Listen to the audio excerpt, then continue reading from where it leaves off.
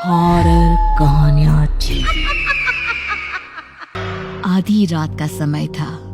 नमिता बाबा के सामने हाथ जोड़े जोर जोर से रो रही थी। रोते रोते उसकी हिचकियां बंद रही थी। मैं सब कुछ करके हार गई हूँ बाबा, अब बस मुझे आपका ही सहारा है। आप यदि चाहे तो मेरे बच्चे के प्राण लौटा सकते हैं।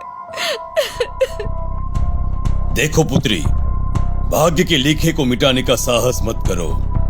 प्रकृति के साथ खिलवाड़ हमेशा नुकसानदायक ही होता है। आपका बेटा मरणासन है, अब इसका मोह छोड़कर देवलोक जाने दो।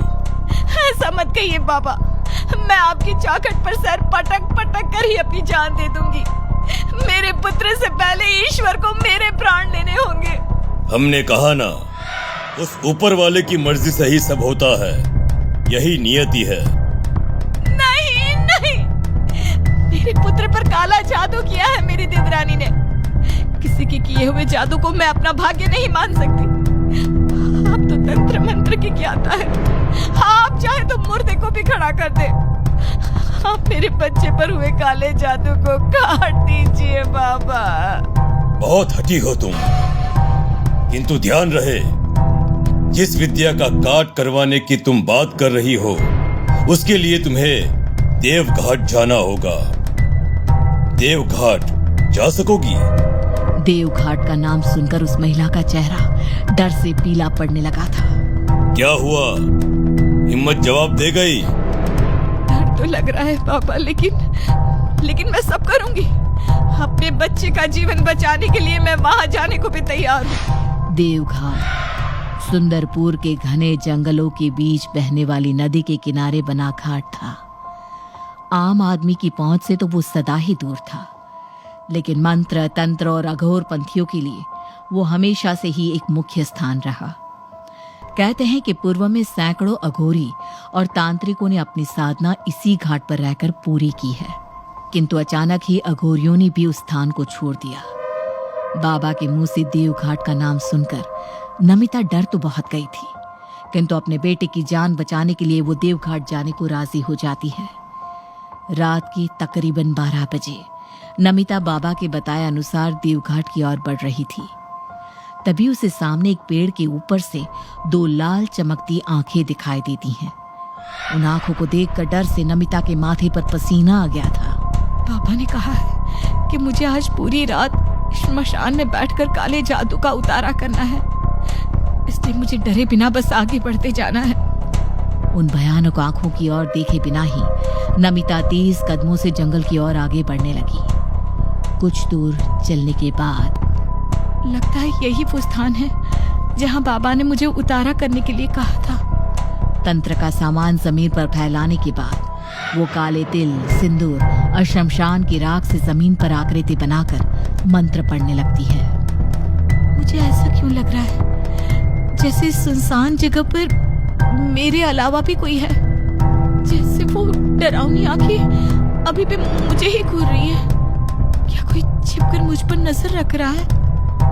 नमिता को बार बार ऐसा लग रहा था जैसे कोई छिपकर उसे देख रहा है। उसने एक बार फिर से पीछे मुड़कर देखा। पेड़ के पीछे से कोई औरत लाल चमकती आंखों से उसे घूर रही थी। कौन है? कौन है वहाँ? मुझसे क्या चाहती हो? कौन है? चली जाओ, चली जाओ, चली जाओ यहाँ से, जाओ यहाँ से, चली जाओ। नहीं, मैं अपने बेटे का उतारा किए बिना यहाँ से नहीं जाऊंगी। नमिता ने अपनी आंखों के आंसू पोंछे और कांपते हाथों से फिर से विधि करने लगी। बस अब मुझे बरगद की 3 परिक्रमा पूरी करनी है, उसके बाद मेरी ये विधि संपन्न हो जाएगी। नमिता को लगातार अपने आसपास से कुछ बेहद डरावनी आवाजें सुनाई दे रही थी, लेकिन उसकी परवाह किए बगैर नमिता आंख बंद करके बरगद की परिक्रमा कर रही थी। अचानक ही उसका पैर किसी चीज से टकराया तो उसने घबराकर अपनी आंखें खोल दी। ये तो किसी इंसान की हड्डियां हैं, लेकिन इस घने जंगल के सुनसान स्थान पर ये किसका नरकंकाल है? हे भगवान, 1-2 नहीं, यहाँ तो न जाने कितने ही नरकंकाल बिछे हुए हैं। किसी तरह अंतिम फेरा पूरा करने के बाद नमिता देवघाट से वापस जाने के लिए उठ गई। तभी उसने कुछ दूरी पर आग जलती हुई देखी। आग के आसपास 4 महिलाएं बेसुध होकर नाच रही थी। उनके हाव भाव और पहनावे से भी कोई सामान्य औरतें नहीं लग रही थी। तभी उन बेसुध नाचती औरतों में से एक औरत ने नमिता की ओर देखा और इशारे से उसे बुलाने लगी। इतनी दूर से उसे कैसे पता चल गया कि मैं इसे छिपकर देख रही हूँ? उन नाचती औरतों के बारे में सोचकर नमिता के भीतर डर की लहर दौड़ गई। वो हांफते हुए वहां से उल्टी दिशा में तेज कदमों से चलने लगी। इससे पहले कि नमिता कुछ भी समझ पाती, वे चारों भयानक शक्ल वाली औरतें बिजली की तेजी से जानवरों की तरह 4 पैर पर चलते हुए ठीक उसके सामने आ पहुंची। उन चारों को अपने सामने खड़ा देख नमिता के मुंह से एक जोरदार चीख निकल जाती है और वो नीचे गिर पड़ती है। 2 दिन बाद माँ उठो माँ, आंखें खोलो, आंखें खोलो। आपका बेटा ठीक हो गया माँ, आप जीत गई। आपने मुझे ठीक कर दिया माँ। किशोर लगातार अपनी माँ नमिता को झिंझोड़कर जगाने की कोशिश कर रहा था। तभी नमिता को होश आता है। जाने दो मुझे, मेरे बेटे को मेरी जरूरत है, मुझे जाने दो। होश में आओ माँ, होश में आओ। आप बिल्कुल ठीक हो, कुछ नहीं हुआ आपको। देखो मैं भी बिल्कुल ठीक हूँ। किशोर बेटा, तुझे होश आ गया? तू खुद मुझसे बात कर रहा है? मैं कोई सपना तो नहीं देख रही हूँ ना? नहीं माँ, मैं सचमुच ठीक हो गया हूँ। आप देवघाट गई थी और आपके उतार के कारण ही मैं आज बिल्कुल ठीक हूँ। लेकिन आपको क्या हुआ है? आपने 2 दिन बाद आंख खोली है। मैं कितना घबरा गया था माँ।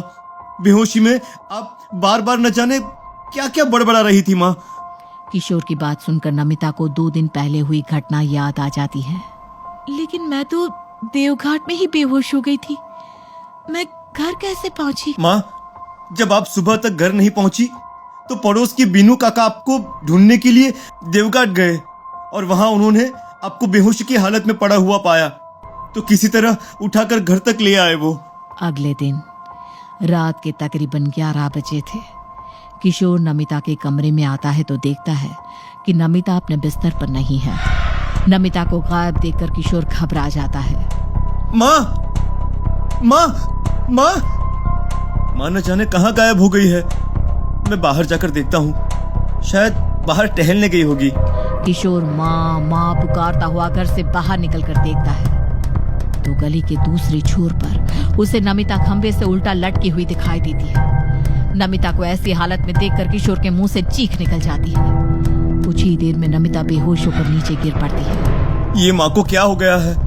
कुछ तो गड़बड़ जरूर है। देवघाट में माँ के साथ कुछ अनहोनी हो गई है। शायद बाबा मेरी माँ को ठीक कर सकते हैं।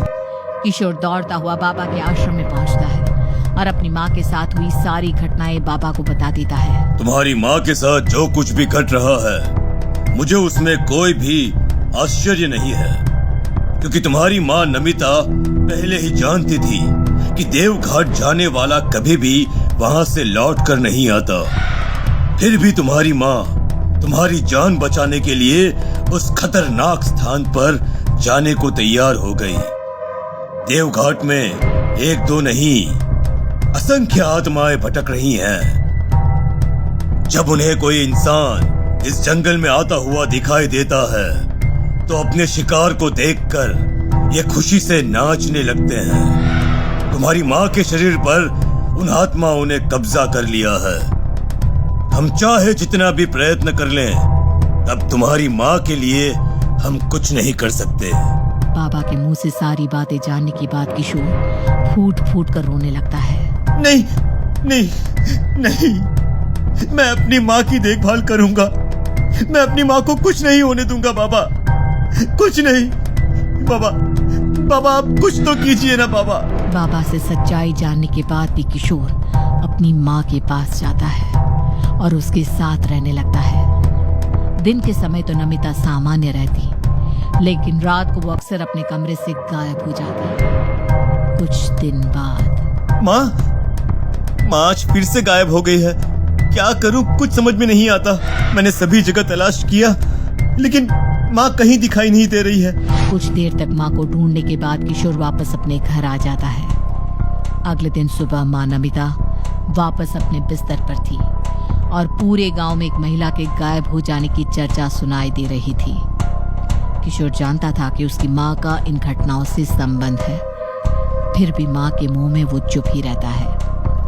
इसी तरह हर महीने की अमावस्या को एक एक करके गांव की कई सारी औरतें गायब होने लगती हैं। समस्या वाकई बहुत परेशानी वाली है। मुझे ऐसा लगता है हमारे गांव में कोई जानवर घुस गया है, वही सब औरतों को उठाकर लेके जा रहा है। अरे सरपंच जी सही कह रहे हैं आप, हमें गांव में पहरा देना चाहिए। अरे पता तो चले आखिर कौन है जो ऐसा काम कर रहा है। अमावस्या के दिन अरे ये तो किशोर की अम्मा है ना, इतनी रात को यहाँ क्यों घूम रही है? अरे वो देखो भाई, अरे उसके साथ तो कर्मा की पत्नी नैना भी है। दोनों गांव वाले देखते हैं कि नमिता नैना को लेकर देवघाट के जंगलों में जा रही है। देखते ही देखते अचानक वे दोनों नजर के सामने से गायब हो जाती हैं। गांव वाले पहरा देने के बाद अपने अपने घर चले जाते हैं। अगले दिन कर्मा की पत्नी नैना कल रात गायब हो गई है। तुम लोग तो पहरा दे रहे थे, तुमने देखा नहीं किसने नैना को गायब किया है? अरे सरपंच जी, मैंने नमिता को नैना के साथ जंगल की ओर जाते हुए देखा था, जरूर उसने ही कुछ किया होगा। चलो चलो फिर किशोर के घर पर। गांव के लोग आकर किशोर के घर को घेर लेते हैं। किशोर, तुम्हारी माँ ने गांव की एक औरत को गायब किया है, बुलाओ अपनी माँ को, हम उससे ही पूछेंगे कि उसने क्या किया है। देखिए मेरी माँ की तबीयत बहुत खराब है, उसे परेशान मत कीजिए। वो रात को तो क्या दिन में भी घर से बाहर नहीं निकलती है। अगर यकीन ना हो तो आप अंदर वाले कमरे में जाकर देख सकते हैं। गांव वाले देखते हैं कि किशोर की मां बुखार से तप रही है। नमिता की ऐसी हालत देख गांव वाले किशोर से माफी मांगते हैं और किशोर के घर से बाहर आ जाते हैं। अब तो ये सिलसिला बहुत ही आम हो गया था। हर 2 से 3 दिन में नमिता आधी रात को घर से गायब हो जाती है और फिर उसी दिन गांव से किसी न किसी एक जवान लड़की के गायब होने की सूचना मिल जाती है।